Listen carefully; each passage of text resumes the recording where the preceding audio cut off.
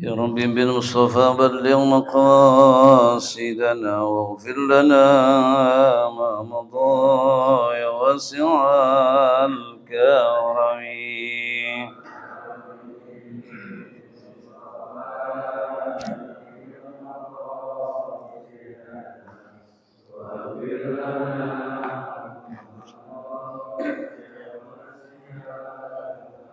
يا رب بالمصطفى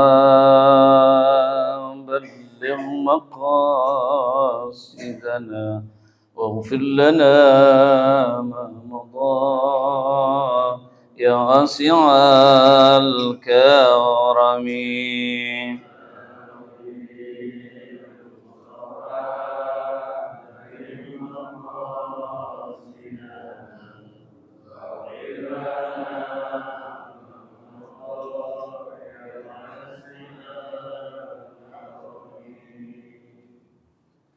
Bismillahirrahmanirrahim. Assalamualaikum warahmatullahi wabarakatuh.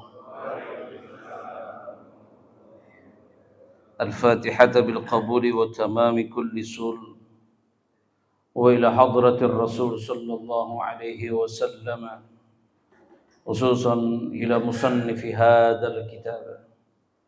Anna Allah yaruddu alaina min barakatihim wa bi ulumihim fid dini wa dunya wal akhirah. Syai'u lillahi lahumul Fatihah. A'udzu billahi minasy syaithanir rajim. Bismillahirrahmanirrahim.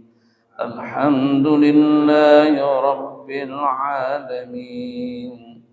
الرحمن الرحيم مالك يوم الدين إياك نعبد وإياك نستعين اهدنا الصراط المستقيم صراط الذين أنعمت عليهم غير المغضوب عليهم ولا الضالين آمين. بسم الله والحمد لله والصلاة والسلام على رسول الله محمد بن عبد الله. أشهد أن لا إله إلا الله وحده لا شريك له وأشهد أن محمدًا عبده ورسوله لا نبي ولا رسول بعده. اللهم صل وسلم وبارك على سيدنا محمد وعلى آله وأصحابه ومن تبعه وواله.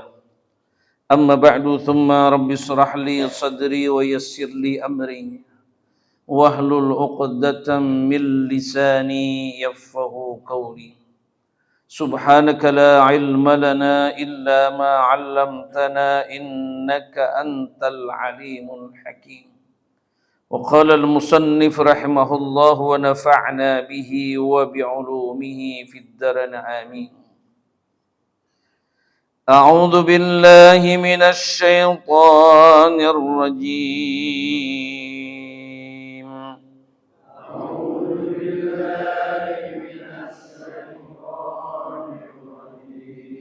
بسم الله الرحمن الرحيم. بسم الله الرحمن الرحيم. وآية لهم أنا حملنا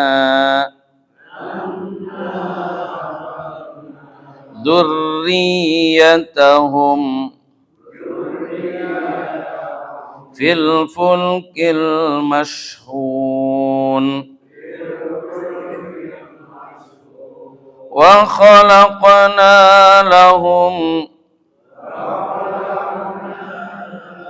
من مثله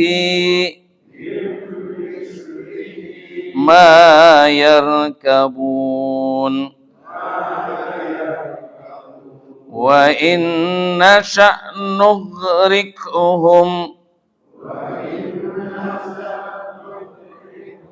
fala sarikha lahum wala hum yunzarun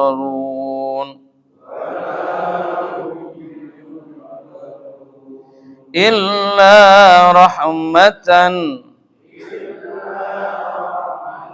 minna wa mata'an ila hin. Sadaqallahul azim.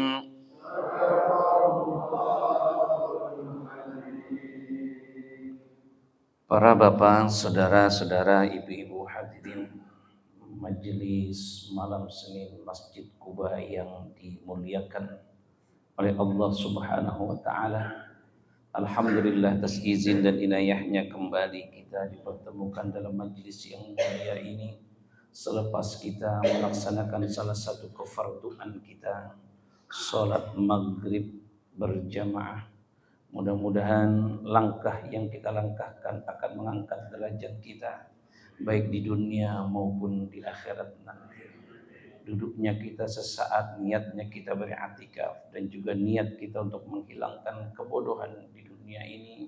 Mudah-mudahan Allah catat sebagai amal soleh kita yang selepas bubar nanti dari tempat ini. Mudah-mudahan Allah akan ijabah segala permohonan dan doa-doa kita. Para bapak, saudara-saudara, ibu-ibu yang dimuliakan oleh Allah Subhanahu wa taala, kita akan lanjutkan kajian kita pada pertemuan bulan yang lalu, yang mana kita masih sampai di dalam surah Yasin ayat yang ke-40. Yang mana kita sudah sampaikan bahwa ayat 40 ini Allah memberikan satu kekuasaan yang sangat luar biasa. Dengan ada bukti malam hari, ada bukti siang hari. Dan ini pun dibuktikan dengan terangnya matahari, terangnya bulan di malam hari. Dan dengan kekuasaan ini pun Allah tidak akan memberikan satu kejadian yang sangat-sangat kita tidak harapkan, yaitu bertabrakan antara bumi atau matahari beserta juga dengan bulannya. Karena ini sudah diatur oleh Allah berjalan sesuai daripada porosnya. Maka dengan hal yang demikian, insya Allah apabila terjadi ini pun nanti ketika yaumul qiyamah, apabila kita tidak bisa membayangkan jikalau matahari dan bulan ini bertabrakan, maka dengan hal yang demikian terjadilah yang disebut dengan yaumul qiyamah. Maka ayat berikutnya Allah Subhanahu wa taala juga memberikan tanda kekuasaannya, yang mana dalam firman Allah, wa ayatul lahum anna hamalna dzurriyyatahum fil fulkil mashhun, yang mana dikatakan dalam kitab ini qara'a ahlul Madinah wa ahlus Syam wa Yaqub dzurriyyatahum. Artinya di sini ada panjang kalimatnya yang dikatakan oleh ahlul Madinah atau juga ahlus Syam. Ini kalau membaca adalah dzurriyyatahum, bisa.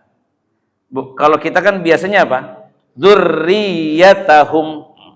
Kalau ini boleh dibaca dzurriyyatahum.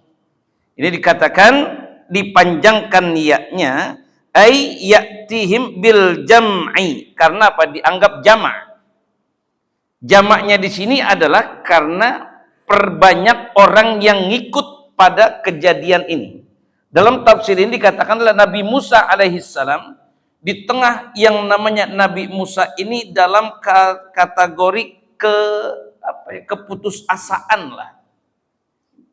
Nabi Musa ini putus asa karena dakwahnya ini boleh dikatakan sedikit pengikutnya. Ini adalah perintah daripada Allah Subhanahu wa taala. Artinya keturunannya, dzurriyyatahum.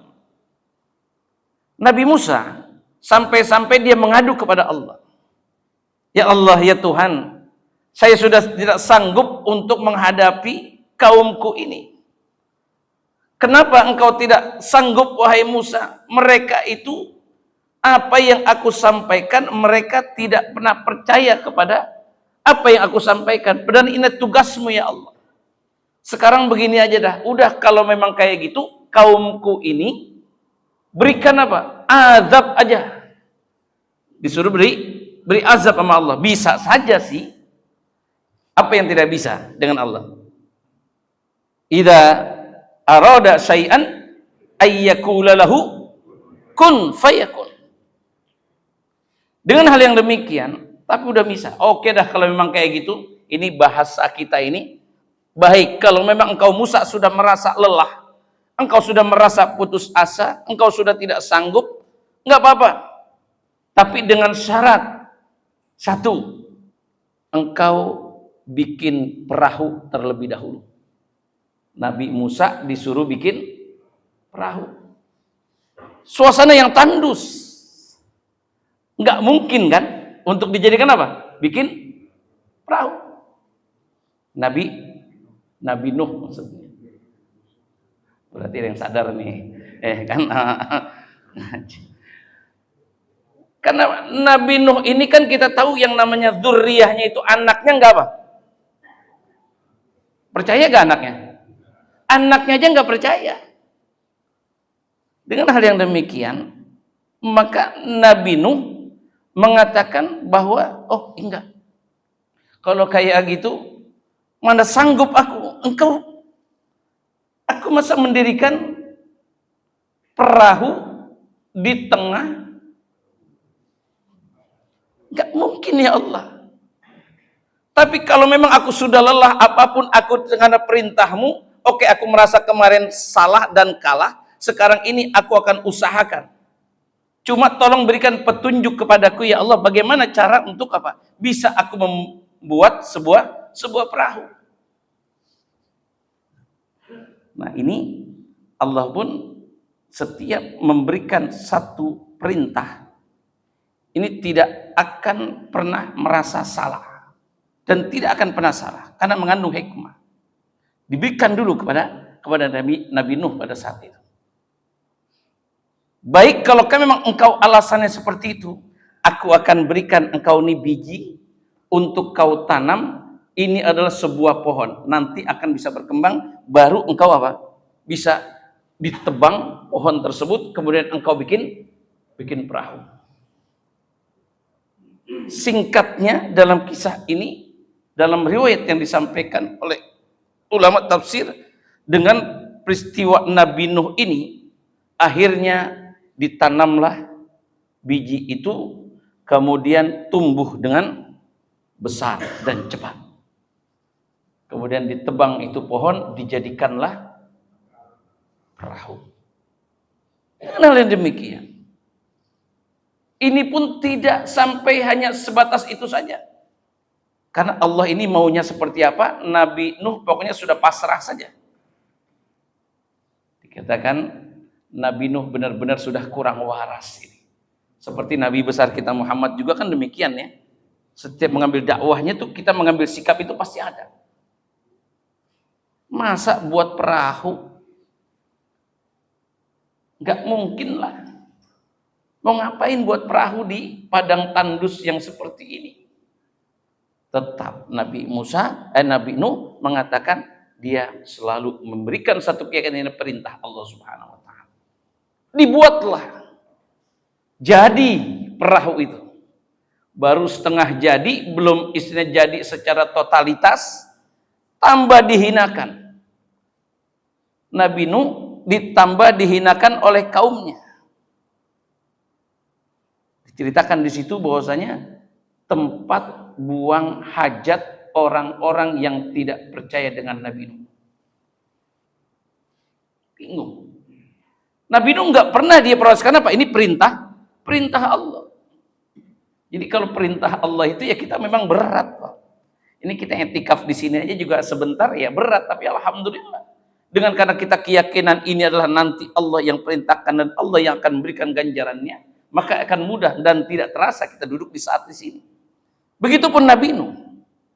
Dibuang tempat hajat di situ hampir jadi perahunya, tapi apa? Penuh dengan kotoran. Perahu penuh dengan kotoran manusia. Apa namanya? Akhirnya biarlah, kata Nabi Nuh, aku akan sabar. Cuman yang aku pikirkan adalah ketika memang perahu ini jadi, bagaimana aku harus apa? Membersihkannya. Bingung.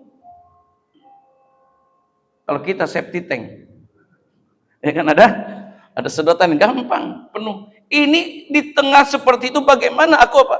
Aku akan membersihkannya. Singkatnya, ada orang dekat dengan rumah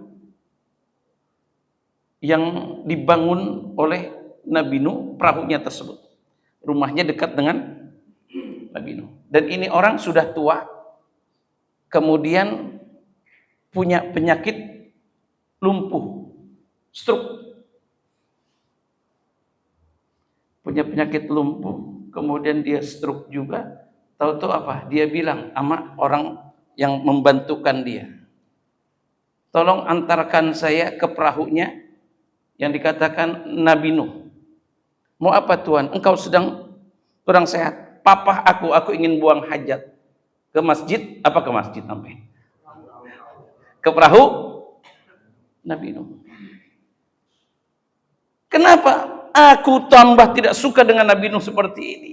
Orang-orang saya dengar katanya sedang buang hajat pun di situ di perahunya Nabi Nuh. Aku pun ingin melakukan dengan hal yang demikian sama. Kenapa? Kebencianku kepada Nabi Nuh. Dipapa. Kira-kira kalau orang yang seperti ini udah tua masih nggak mau sadar. Ini kan kiasan, semakin tua harusnya semakin sadar dia. Ini bukan semakin apa? Bukan semakin sadar, semakin benci. Udah sakit. Ini nanti ada ayatnya berikutnya nih. Ada kaitan dengan hal yang demikian. Dengan hal yang demikian adalah diantar dipapa oleh dua orang kiri kanan, dan bahkan dalam satu riwayat mengatakan di belakangnya juga ada yang ngawalnya untuk mapa. Saking apa lemahnya nih orang. Masuklah ke perahunya Nabi Nuh. Masuk ke perahu Nabi Nuh, tentu yang namanya buang hajat ditinggal. Ya kan, nggak ditungguin. Nah, akhirnya apa? Dia buang hajat situ, yang ngawal itu dia keluar daripada perahunya Nabi Nuh. Ternyata setelah dia keluar dari perahunya Nabi Nuh dalam keadaan sehat, bugar, tapi penuh dengan kotoran manusia. Ternyata apa? Dia terpleset di mana? Di perahunya Nabi Nuh. Dia terpleset tapi apa? Dia bisa sehat, Pak. Ya kan? Oh, gacor. Kenapa Tuhan kok bisa seperti ini? Oh, saya bersyukur katanya. Saya gara-gara jatuh nih di perahunya Nabi Nuh, saya bisa sehat. Jatuhnya itu karena apa? Saya tercebur di tempat apa? Kotoran-kotoran manusia. Oh, berarti ini kotoran manusia yang dibuat oleh Nabi Nuh, ini bisa menyembuhkan penyakit stroke. Wah, semuanya rameh, ikut-ikutan ngambil semuanya itu kotoran Nabi Nuh. Masya Allah. Jadi bersih gak tuh?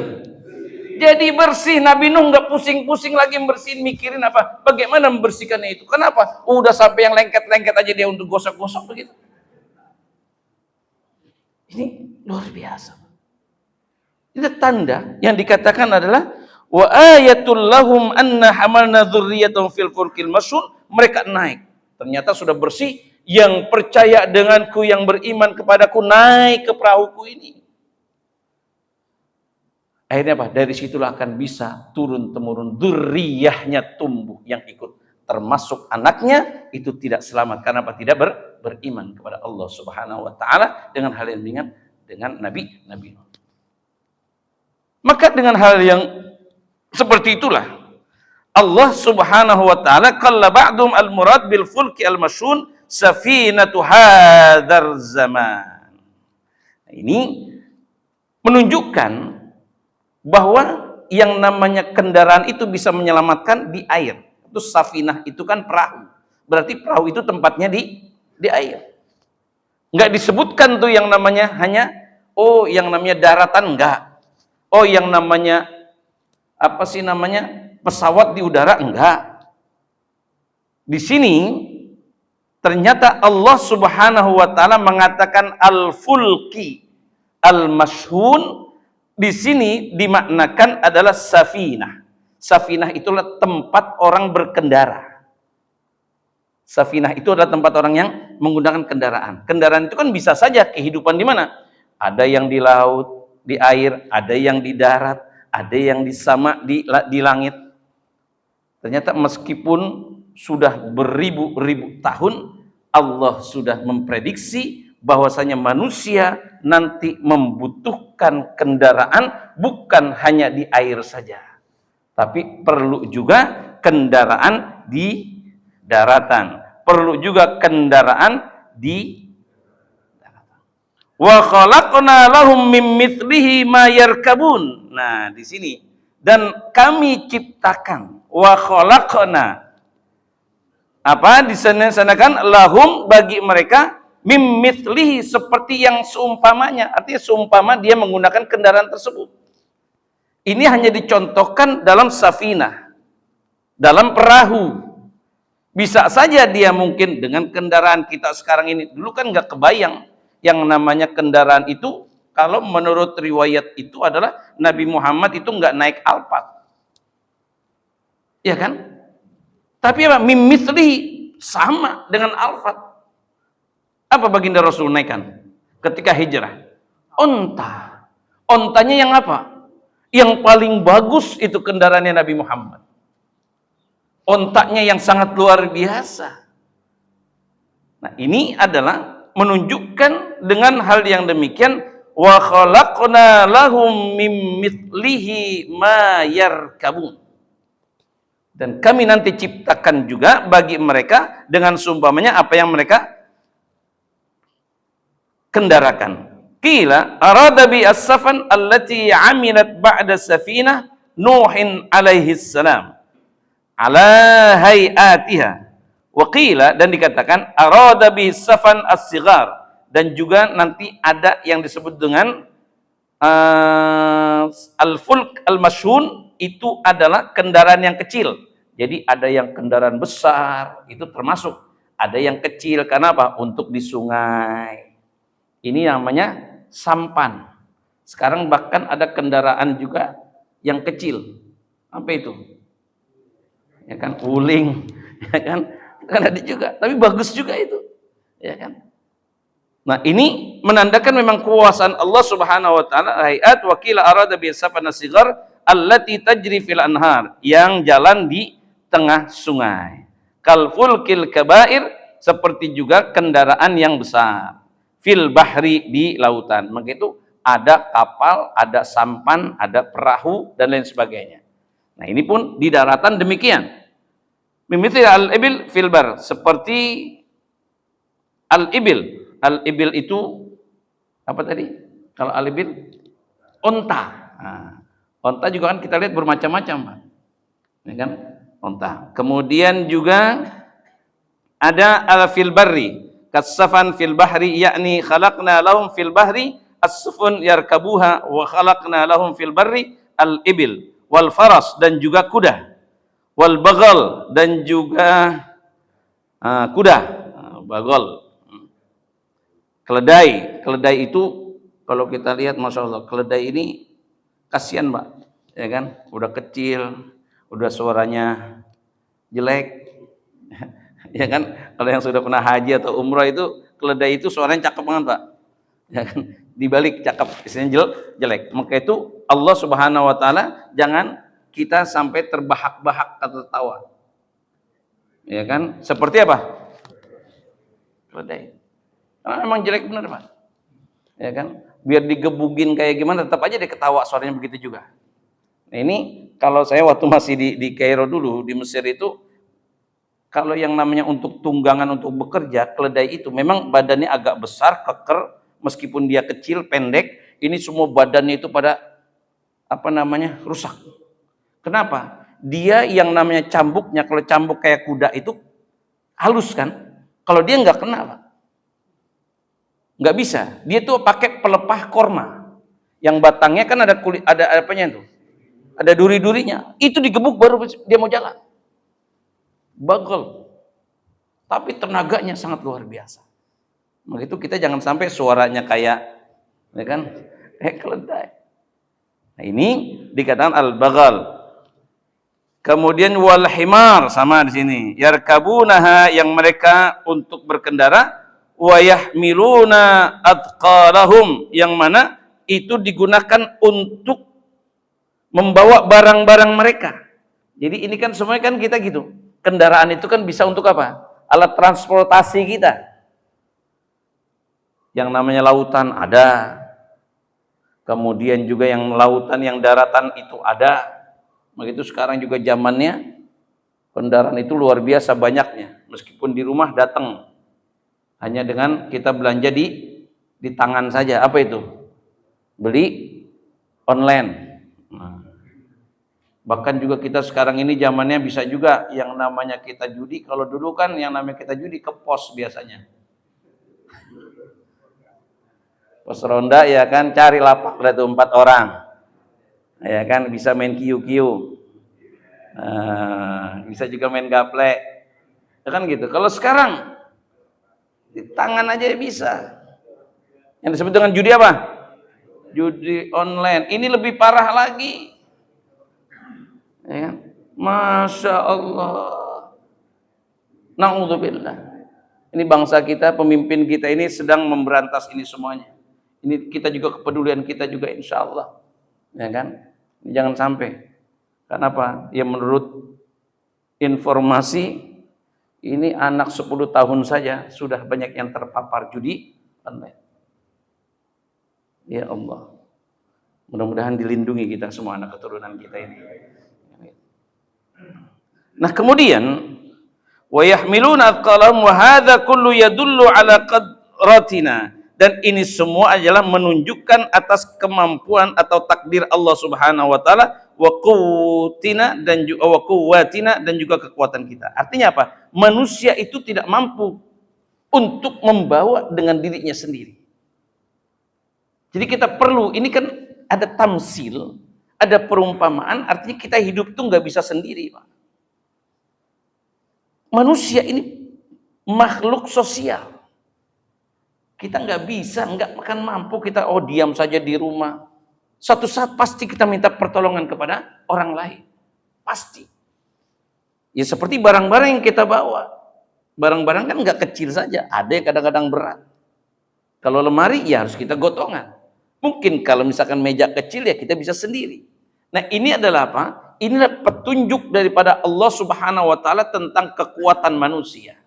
Hendaknya dia harus sadari akan hal yang demikian, maka dikatakan ayat selanjutnya, wa inna nughrikum fala sarikha lahum wala hum yunqazun, dan apabila apabila kami kehendaki. Jadi apapun ini, kalau Allah sudah berkehendak, wa inna dan apabila kami berkehendak, kata Allah. Apa di sini dikatakan? Nughrikhum, kami tenggelamkan mereka. Tenggelamkan ini karena kalimatnya konteksnya safinah di lautan, maka itu Allah katakan nughrik. Tenggelamkan. Gharaka yughriku. Tetapi bisa saja Allah misalkan yang di yang di langit, apa itu? Pesawat. Bisa saja Allah apa? Jatuhkan. Dan juga bisa saja yang di darat, Allah bisa saja apa? Musnahkan. Seperti belum lama kemarin kan yang di Tol Cipali. Nggak lagi ngapa-ngapain, toto apa? Bra. Ini semuanya apa? Kehendak daripada Allah Subhanahu wa taala yang harus kita sadari. Dan mereka apa? Di sini adalah nughrikhum, kemudian apa selanjutnya ayatnya? Wa inna sanugrikhum fala sarikha lahum wala hum yunqazun. Mereka itu tidak ada yang bisa menolongnya. Enggak bisa. Semuanya ini adalah sudah kehendak daripada Allah Subhanahu wa taala. Ai la mughitha lahum, ai tidak bisa diberikan pertolongan kepada mereka, walahum yunjauna minal firq, yang mereka itu juga tidak apa bisa selamat dengan sendirinya. Wa qala Ibnu Abbas radhiyallahu taala anhuma wala ahadun yanqudhihum min adzabi. Artinya tidak ada seorang pun yang akan bebas daripada azabku. Karena apa? Di sini dikatakan illa rahmatan, kecuali mereka mendapatkan rahmat dari Allah, wa mata illa rahmatan minna, dari kami, wa mata'an ilahin, dan juga kenikmatan setelahnya. Artinya ketika kita hidup ini semuanya nanti mempunyai pertanggungjawaban. Kita hidup ini mempunyai pertanggungjawaban, mempunyai juga beban. Apa itu beban kita? Kesalahan dan dosa-dosa kita. Dan juga kita mempunyai beban bagaimana amal ibadah kita. Antara dosa dengan amal ini kira-kira banyakan mana ini? Ilahin. Yang nanti apa? Mata'an ilahin. Memang kita nggak merasakan satu apa? Yang namanya di dunia ini merasakan kenikmatan kita. Nggak terasa, orang yang jahat juga mati kok. Orang yang nggak sholat juga mati. Orang yang rajin sholat juga mati. Semuanya mati. Cuman yang jadi permasalahan mata'an ilahi. Kapan ini kita akan bisa mendapatkan itu? Kenikmatan itu. Kita pengennya mendapatkan kenikmatan. Kapan itu? Saat ini ketika kita diberikan keselamatan oleh Allah. Ketika kita kecelakaan, misalkan tadi Safinah dicebur, tenggelam, tapi apa? Kita bisa menolong dan kita masih bisa selamat. Ketika kita di kendaraan, kemarin juga kan banyak juga yang selamat. Ketika di pesawat jatuh, ada juga yang selamat. Nah, ini dijadikan satu pelajaran. Karena apa? Engkau masih diberikan kesempatan hidup, engkau masih diberikan kesempatan panjang umur, maka bukalah di situ pintu taubatmu, pintu kesadaranmu. Ini kata Allah.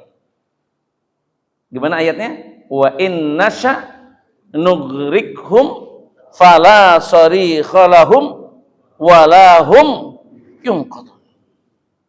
Ini ingat. Jadi yang pertama, ketika kita dalam perjalanan, apapun itu musibah yang Allah berikan, itu adalah harus kita takdir terima.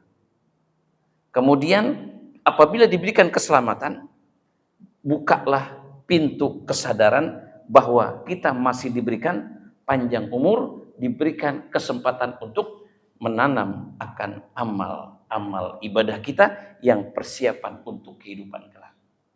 Wa inna sa'nugrikum fala sarikha lahum wa lahum yanqudun illa rahmatan minna wa mata'an ilahi. Ini ayat yang kita baca tadi. Sebelum kita lanjutkan, dibuka pertanyaan. Dipersilahkan. Ya. Ketika banjir itu melanda bumi, Ya. berarti kan orang-orang yang tidak beriman itu habiskan. Berarti tinggal orang-orang yang beriman aja yang bersama dengan. Ya, betul. Namun setelah itu kembali orang-orang banyak juga yang tidak beriman pada Nabi Idris. Kira-kira sebabnya apa? Dulu sudah habis, orang sudah beriman semua. Tiba-tiba dengan berjalannya waktu, banyak lagi orang yang tidak beriman. Atau perahu itu cuma lokal saja, saja. Di belahan Indonesia mungkin enggak, sehingga di Indonesia juga banyak orang yang beriman. Baik. Ya. Inilah hikmah. Artinya Allah ciptakan surga, Allah ciptakan neraka. Kemarin kita sampaikan Allah ini ciptakan azwaja, berpasang-pasangan. Dipertanyakan adalah, bukankah dulu itu orang-orang yang tidak beriman itu sudah musnah?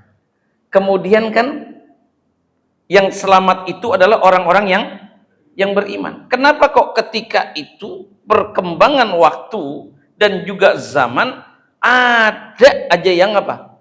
Nggak beriman. Begitu kan? Sekarang kita tanya. Kita punya anak. Anggaplah anak kita 12. Anaknya 12 nih, misalkan ya. Anaknya 12. Banyak apa banyak itu? Alhamdulillah banyak. Kita pengennya kan ayahnya beriman, ibunya beriman. Ya tak? Pengen tuh anak-anaknya juga itu jadi orang-orang yang beriman, kemudian dia benar. Pengen nggak gitu? Pengennya begitu. Karena 12 ini kadang-kadang ada aja satu yang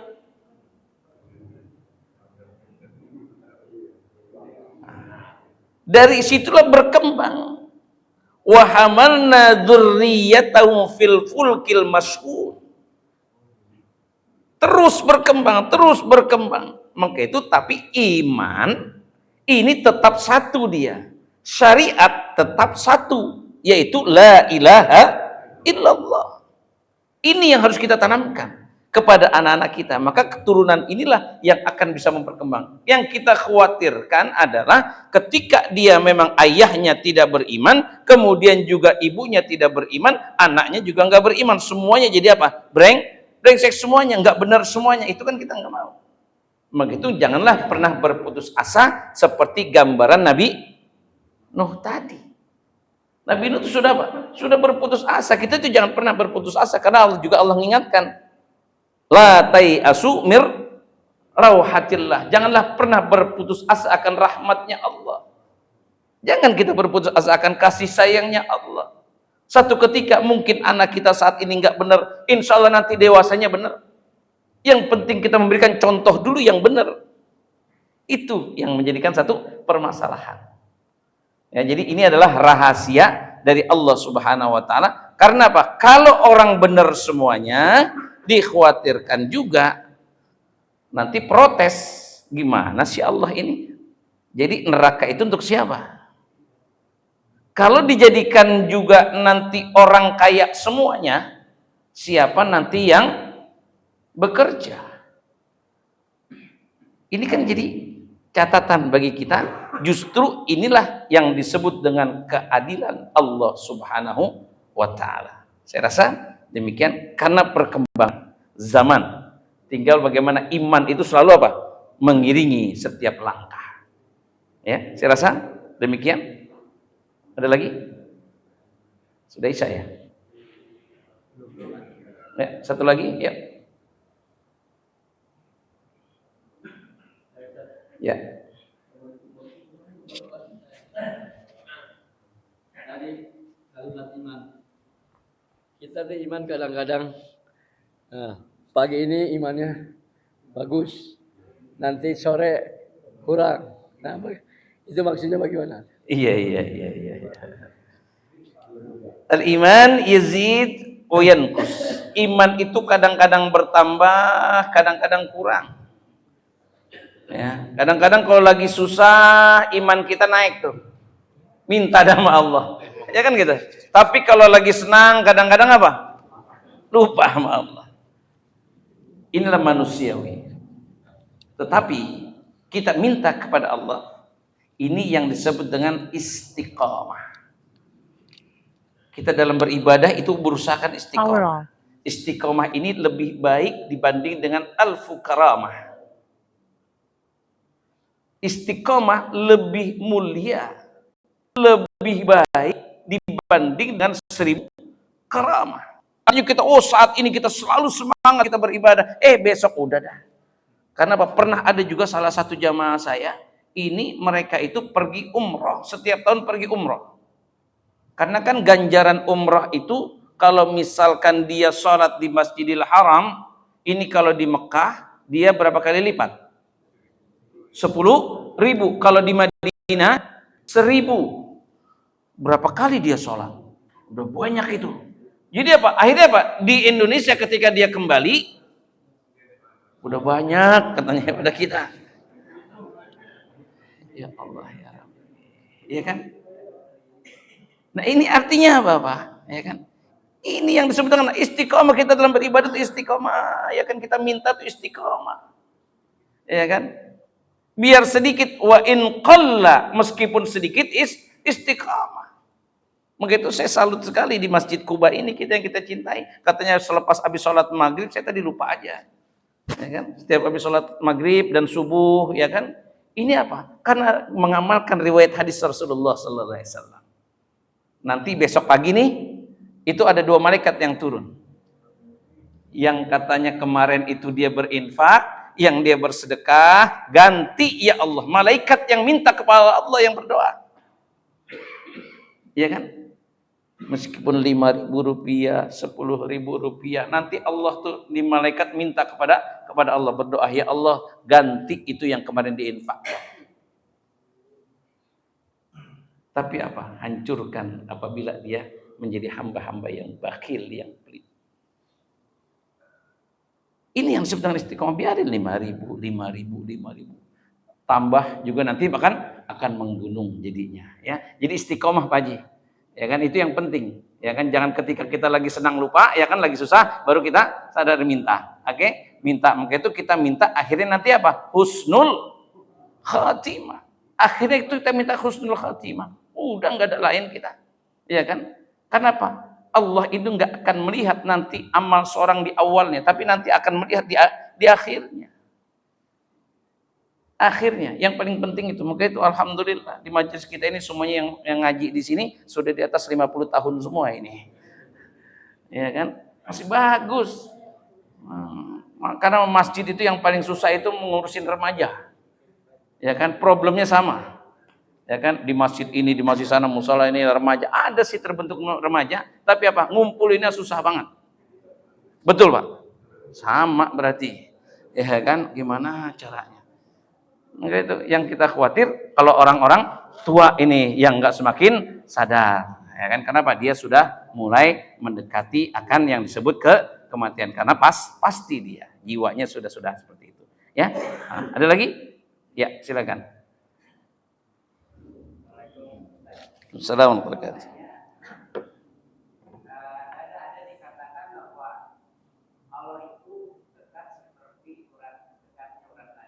Ya.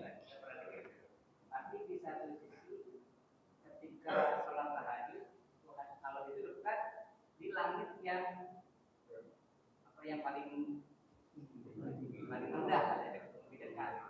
Nah ini di satu sisi kan udah Allah tuh udah sedekat berat Nabi, tapi di sisi lain turun ke langit yang di bumi itu gimana sih? Oke, ya.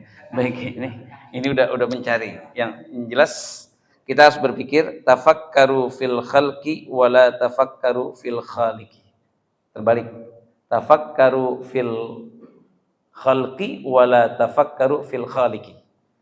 Berpikirlah engkau tentang ciptaan Allah, tapi jangan berpikir tentang yang menciptakan. Itu ya. Ini hampir kita terpancing. Dengan pertanyaan seperti ini, berarti kalau kita mau jauh ya, menelaah ke sana, Allah ini enggak konsisten. Kadang-kadang dikatakan isinya dekat dengan apa? Urat nadi. Kok kadang-kadang dikatakan dekat langit yang paling rendah, dekat bumi seorang hamba. Oke. Begini maksudnya adalah yang namanya min hablil warid, setiap desak napas manusia selama dia masih hidup, masih ada detak jantungnya, Allah itu enggak akan pernah lepas kasih sayangnya. Allah itu enggak pernah jauh daripada hambanya yang ingin apa? Ingin dekat dengan Allah. Maka itu dikatakan dalam satu riwayat, apabila hambaku mendekat kepadaku melangkah, aku akan apa? Berlari. Apabila hambaku berlari, nanti aku akan apa? Lebih dekat lagi kepadanya. Kapan saja Allah itu terbuka. Cuma dengan kalimat ketika hambanya sedang qiyamul lail, dan ini tidak semua hambanya bisa melakukan hal yang demikian, maka dia berada yang paling rendah di permukaan langit, langitnya Allah Subhanahu wa taala, yang mana kita percayai itu Allah ada pada lapisan Lauhil Mahfuz. Langit lapisan ke-1, kedua, sampai ke-7, bahkan sampai ke Sidratil Muntaha. Berarti kan jauh. Berarti Allah apa? Akan bisa lebih dekat kepada hamba-hambanya yang mau mendekat kepadanya. Artinya secara nalar kita, bukan Allah pelin-pelan, tetapi apa? Bagi seluruh makhluknya, Allah akan dekat dengannya selama masih hidup. Ketika dia hidup dengan penuh kesadaran, ketika dia mau mendekat kepada Allah, ada nih Allah tuh, aku ini nggak kemana-mana, aku berada dekatmu, nggak jauh. Maka itu ditamsilkan adalah dekat dengan langit yang lapisan terendah dibanding hambanya. Kenapa? Hamba kita masih hidup di muka bumi ini. Itulah yang dikatakan, satu riwayat itu memang riwayat yang benar, bahwasanya Allah itu akan dekat kepada hambanya sebagaimana dekatnya urat nadi kita. Dan bagi orang-orang yang semakin sadar mendekati akan dirinya, khususnya di waktu ketika dia berminta dan bermunajat di malam hari, itulah Allah pun enggak kemana-mana, insya Allah ya. Jadi jangan dipelintir-pelintir nih, hati-hati ya. Bukan Allah pelin-pelan, bukan ya. Ada lagi? Saya rasa demikian. Mudah-mudahan pertemuan kita membawa keberkahan. Allah dekatkan kembali kepada diri kita, dan kita akan didekatkan kembali kepada Allah Subhanahu wa taala. Iman selalu istiqomah. Al-Fatihah. A'udzu billahi minasyaitonir rajim. Bismillahirrahmanirrahim. Alhamdulillahi rabbil alamin, arrahmanir rahim, maliki yaumiddin. Iyyaka na'budu wa iyyaka nasta'in. Ihdinas siratal mustaqim. Siratal ladzina an'amta 'alaihim ghairil maghdubi 'alaihim waladdallin. وفنا يا كريم يا ارحم الراحمين ارحمنا واغفرنا واغفر لنا وان انت مولانا فانصرنا على القوم الكافرين. رب زدنا علما نافعا وارزقنا رزقا حلالا كثيرا طيبا مباركا. اللهم اجعل جمعنا هذا جمعا مرحوما وتفرقنا من بعدهم تفرقا معصوما. دعواهم فيها سبحانك اللهم وتحيتهم فيها سلام واخر دعواهم أن الحمد لله رب العالمين. والسلام عليكم ورحمة الله وبركاته.